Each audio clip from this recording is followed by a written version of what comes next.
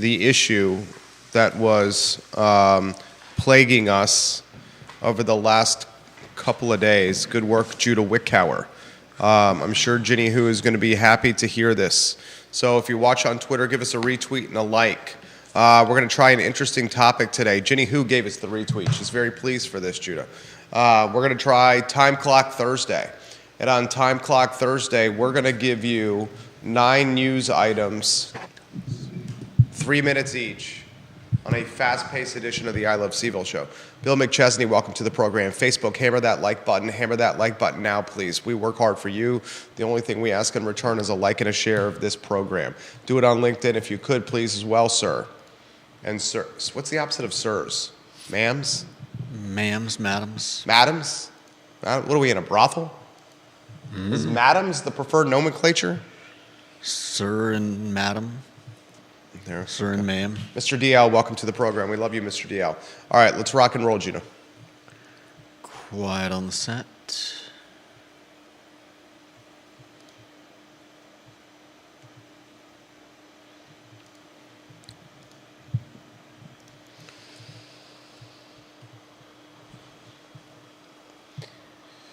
Good Thursday afternoon, guys. Thank you kindly for joining us on the I Love CVille show, live in the shadows of Thomas Jefferson's University of Virginia, less than 2 miles from the Rotunda, less than 2 miles from the John Paul Jones Arena and Scott Stadium, right around the corner from the police department, the courthouses, and the downtown mall. We are smack dab in the middle of everything Charlottesville, Albemarle County, and Central Virginia related at our studio on Market Street. We're trying an interesting theme for this particular Thursday. We'll see if it sticks. Time Clock Thursday is what we're calling it. 9 storylines, 3 minutes per storyline. With your perspective, welcome on each storyline, an upbeat, fast tempo version of the I Love CVille show.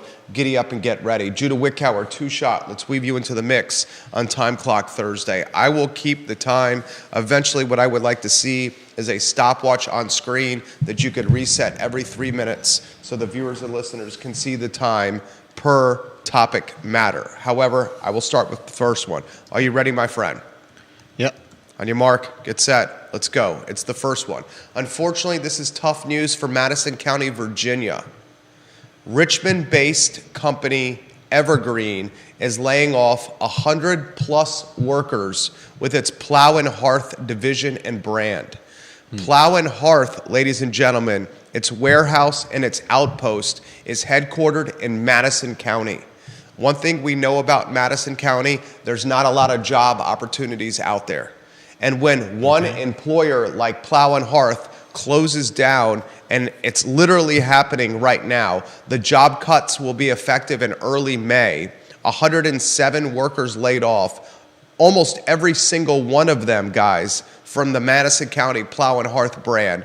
This is going to impact Madison and families that live within Madison and around Madison County, most certainly. Not only is it 107 employees that are being laid off that are working year-round, but they do a lot of seasonal hiring around the Christmas and holiday shopping season, where they overload employees to manage the orders that come in.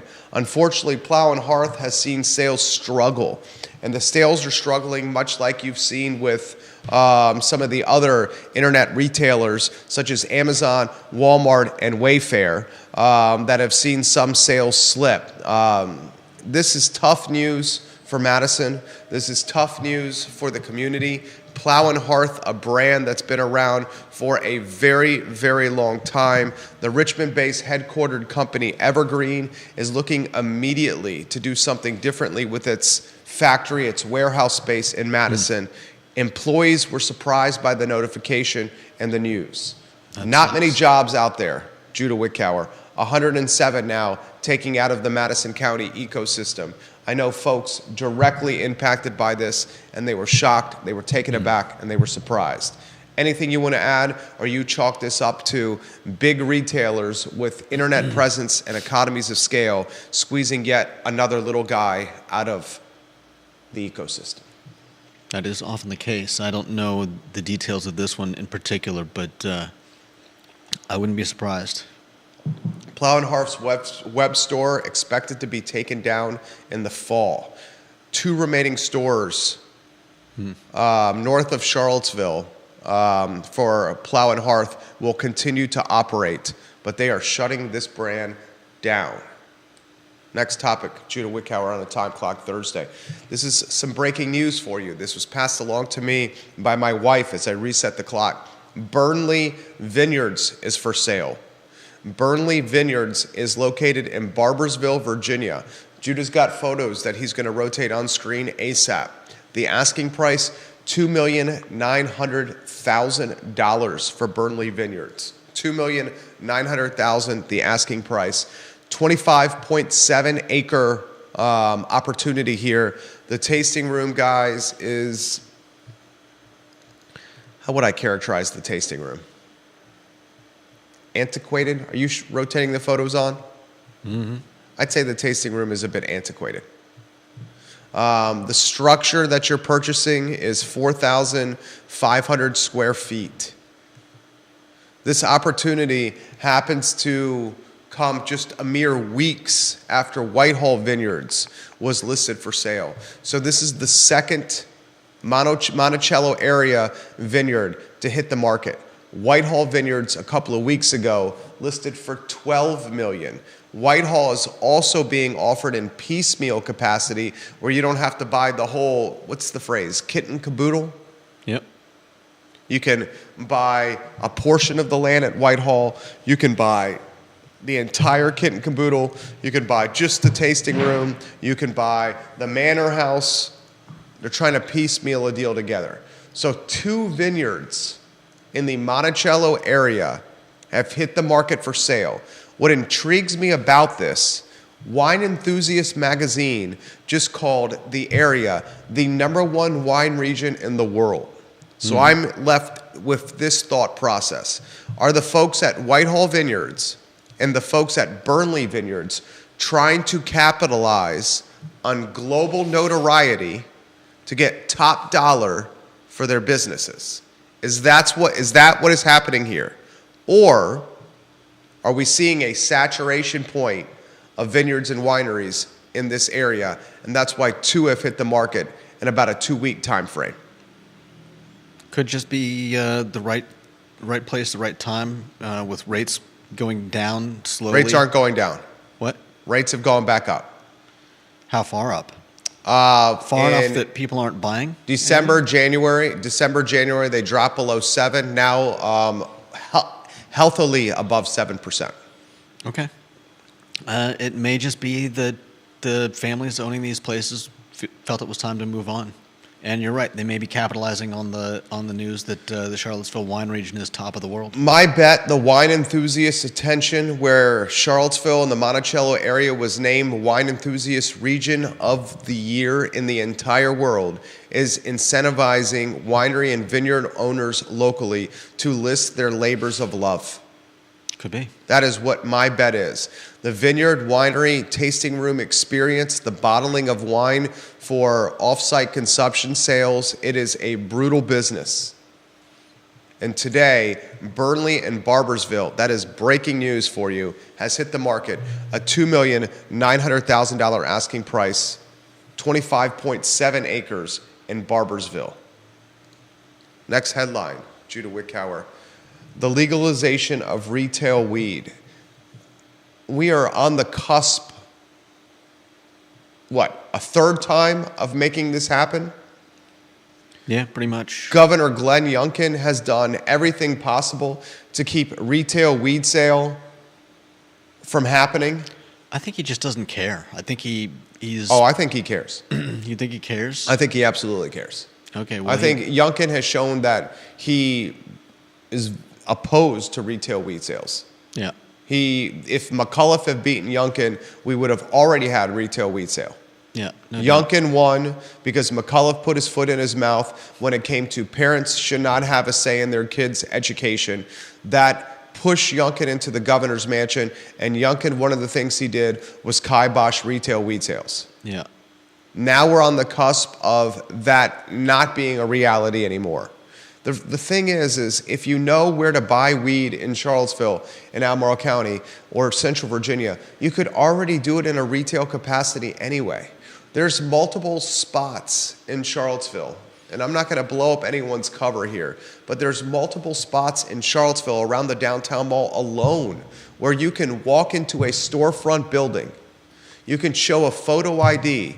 You can spend $10 to enter, and you get a cornucopia of cannabis. People smoking weed, people eating weed, people drinking weed tea, people selling weed butter, people selling weed cupcakes and brownies, people selling vape, people selling oil, people selling flour, people selling dabs. It's everywhere. It's not like it's not retail legal right now. Yeah. Go ahead and green light it, pun intended, because it's already happening anyway. And tax it and make some money and take it off the black market where there's no tax revenue being collected. And gives a boost to small businesses in Virginia. And yeah, it's... There's nothing I would rather see right now than David Trecorici and his wife at SCUMA having no red tape whatsoever when it comes to their business, and them being able to sell their product on a shelf within the letter of the law, mind you, but without Big Brother looking over their shoulder. Right. Without worrying that they're going to have to shut down their business because all of a sudden there's something or everything you can't sell. Amen. And I'll say this, there's a bill that's floating around right now that's got a lot of people excited. And that bill that's floating around right now in Richmond, with the politicos in Richmond, they are on the cusp of legalizing bars. Pot bars? No, drinking bars where you don't have to have food sales. Right now, your food sales have to supersede your alcohol sales by percentage points. They are very close to making an actual bar where you have to sell no food in Virginia. All you have to do is sell booze legal. And you know what? I say go for it. So be it. The fact that food and beverage restaurant owners are having to call drinks with fruit toppings or fruit garnishes in them food instead of booze when they ring them up is a travesty. Everyone's playing a hustle of some kind in their life. That hustle shouldn't have to happen. Eradicate the red tape. Telling a food and beverage owner that they have to sell X amount of food for every X amount of drinks they do is bogus, especially when they drive across, when a customer can drive across an invisible state line and go to another state where there doesn't have to be food sales at bars. Yeah. It puts folks at a disadvantage. So that's two pieces from Richmond that you need to follow very closely. Retail, very close to a reality. Second, bars, only liquor, booze, beer, and wine, and no food sales, very close to reality. And from my vantage point, hooray to both. Anything you want to add? No, I agree. UVA fraternities. How about this topic? UVA fraternity events and parties have been canceled for the foreseeable future. After a pledge at Kappa Sigma, we talked about this yesterday, got so drunk on his own accord, we think, that he fell down a flight of stairs, hit his head, and is now in a coma. The University of Virginia has suspended new member events and social events with its fraternities. What do you want to make of this? All events suspended until March 20th, a 3-week suspension. Is this throwing the baby out with the bathwater? I mean, I don't even know what to think of this. It just sounds like an overreaction, and I mean, what are they? I'm not sure what they hope to accomplish by this. It's not like there was suddenly going to be a rash of UVA students falling downstairs and hitting their heads, like I don't know. Are they thinking there's going to be copycats? Are they thinking that? I just don't understand the the logic behind making a unilateral move like this. I'm going to tell you what, when you start taking I went to UVA. I was the social chair and the rush chair at Phi Kappa Psi at the end of the Mad Bull on Rugby Road. Had the fraternity credit card to take people out to bars and then bring them back to the house and show them the ins and outs of frat life. That was what I was entrusted to do. Crazy. It was awesome. When you start eliminating parties and social events from the fraternities on grounds, those parties and social events still happen, but they start happening off grounds. Yeah. And when they happen off grounds, they involve more students driving. Mm-hmm. They involve less supervision. They involve less of the safety and comfort of being on grounds and more of the vulnerability and exposure to being off grounds. Yeah. I never felt unsafe while within Phi Kappa Psi's hallways, or under Phi Kappa Psi's rooftop, under Chi Phi, under Kappa Sig, under KA, when I was in sororities when I wasn't supposed to be. The time when trouble happened was when we were off grounds at private residences. That's when trouble happened, because we were either driving there or we were intermingling with locals that didn't always have the most savory opinion of UVA fraternity students or Greek life. What a surprise. The parties are going to keep happening. Have them happen close to where students live or actually under the roof they live within. But for suspending all parties and events for 3 weeks on grounds at the University of Virginia is throwing the baby out with the bathwater. Now the students are going to hop in their cars and drive to bars and go into places with their fake IDs. They're not going to stop partying. Right. Vanessa Parkhill watching the program, she said she grew up in Earlysville, Pennsylvania. Make sure you're getting the lower thirds on screen for the topics we're talking about. She said, I grew up in PA, bars everywhere. I'm in favor of eliminating the food requirements. She also asked, how are things going in states where retail marijuana has been legalized? I'm sure it's filling the tax coffers, but how has it affected the communities? I have a good, fun-loving friend who is former law enforcement who is not a fan. I respect his opinion immensely, so I'm skeptical about the legalization. I understand that. I will say this. When it comes to weed, folks are smoking it anyway. We can grow the weed at our house.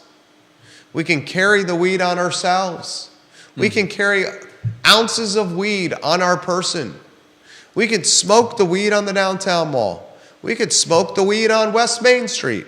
We could smoke some shrubbery on the corner.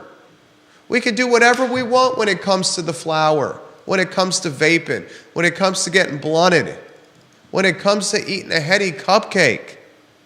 But let me tell you what, the small business person can't do it retail sales. It's the definition of anti-entrepreneurship, and it puts the small business owner in a significantly less competitive spot when compared to big pharma. And already heard a lot of small business owners who had been gearing up for what should have been, you know, the new rules and regulations, the new allowances, and then had the rug pulled out from under them. And thankfully, some of the ones that we know personally have managed to continue to make it work, despite you know, not having a bureaucracy, yeah. red tape, politicians that position their power over the long-term, over the short and long-term success of average Joe and average Sally on Main Street. Get out of our way, government. Mm-hmm. Come on now. Talk about the basketball game last night. I don't know about you, but I hate 9 o'clock tip-offs. I've turned into a middle-aged man. I'm waiting for a 9 o'clock tip-off, and I'm like, good God, I don't think I can make it to the end of this game. By the second half, I was exhausted, and my eyelids were getting heavy. But thank the Lord, the University of Virginia basketball team headed to Chestnut Hill and got a victory against the Boston College Eagles. Was it easy? No. But Isaac McNeely, Jake Groves, Reese Beekman, and yes, Andrew Rohde came and they performed, and Virginia got a must-win victory. Now they got Duke Saturday night in Durham and Cameron. Are they going to beat the Cameron Crazies? No. They're probably going to lose to Duke. But if they close the season with a home victory against Georgia Tech a week from Saturday at the John Paul Jones Arena, Virginia should go dancing in March. Joey Buckets, Joe Lunardi, the NCAA bracketologist, he has the who's in right now. So you lose to Duke, you beat Georgia Tech, maybe you get one victory in the ACC tournament, and you should go dancing in March. And that's all we want from this Virginia men's basketball team. Tony Bennett made a lineup change. He put Jake Groves in the starting lineup and he pulled Andrew Rohde, and it worked. Groves performed and Rohde performed. Rohde was actually hunting his jump shot. Looked great last night coming off the bench. Congratulations to Bennett's boys for getting the victory on ESPNU. Game finished around 10:45 p.m. at night on a Wednesday. That must have been 1 in the morning for me. Turning into an old man over here. One programming note. Tomorrow at 10:15 a.m., Dave Norris is in the house. Dave Norris is the new director of the Carr Foundation. The Charlottesville Area Association of Realtors has launched a nonprofit. And the head of this nonprofit is Dave Norris. Dave Norris he's worn some hats in this community professionally. No doubt. He's had some jobs. I love Dave Norris. He's going to be in the house. Neil Williamson's going to be in the house. We're going to talk about this new Carr nonprofit at 10:15 a.m. on Real Talk with Keith Smith. Very excited for this interview. 10:15 a.m. tomorrow. Make sure you tune in. Dr. John Shabe of Pro Renata, welcome to the program. Kevin Yancey says, just like skill games, the state hasn't figured out how to get their cut of Mary Jane. He said, I worked every frat and sorority at UVA. Why do frats like to destroy their own stuff? That's a great question. I don't know how many couches I burned in the Mad Bowl with lighter fluid after dark. We drag them out of our fraternity house. We put them in the Mad Bowl. We doused them in lighter fluid and threw a match on them and watched them explode. You ever seen a couch catch on fire? A couch drowned in lighter fluid?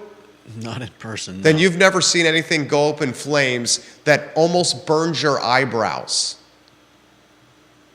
Literally, that's how fast it goes up. It is terrifying and invigorating all at the same time.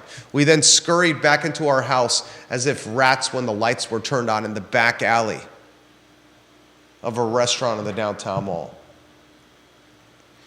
Ginny Hu says, while they smoke it on the mall and everywhere, it is still illegal to do so in public, just not enforced. That is true. But if something is not enforced, is it illegal?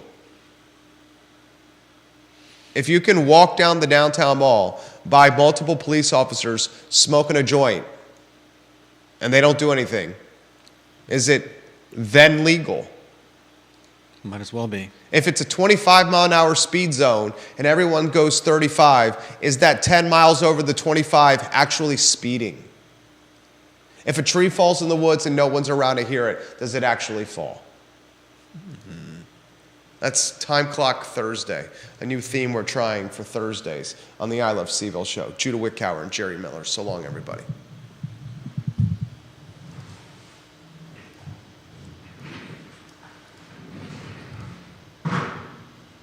You in particular should like Time Clock Thursday.